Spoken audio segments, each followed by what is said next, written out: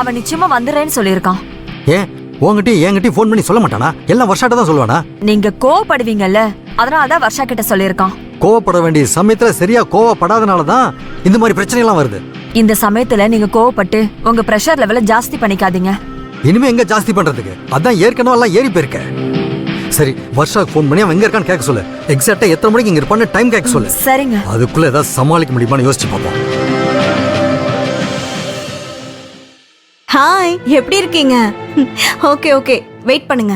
வர்ஷா, அருண் உங்ககிட்ட கடைசியா எப்ப பேசினா? எப்ப வரேன்னு சொன்னா? ஹாஃப் அன் அவர் முன்னாடி தான் பேசின ஆண்டி.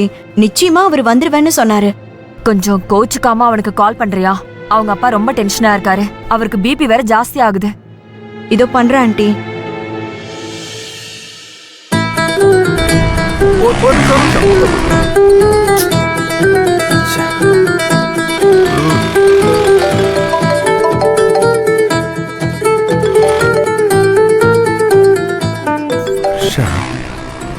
ஹே வர்ஷா, ஒரு குட் நியூஸ்.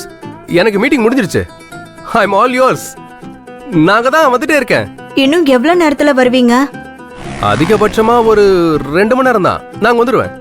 சென்னையில தானே உங்களுக்கு மீட்டிங்னு சொன்னீங்க. அதனாலதான் இந்த நிச்சயதார்த்தத்தை சென்னைக்கு மாத்தணும்.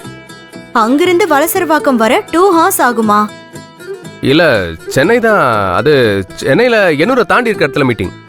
டிராஃபிக்லாம் தாண்டி வரணும்ல. 2 hours அது ஆயிடும். எனிவே, நீங்க வந்துருவீங்கங்கிறது சந்தோஷமா இருக்கு. சீக்கிரமா வாங்க. ஓகே.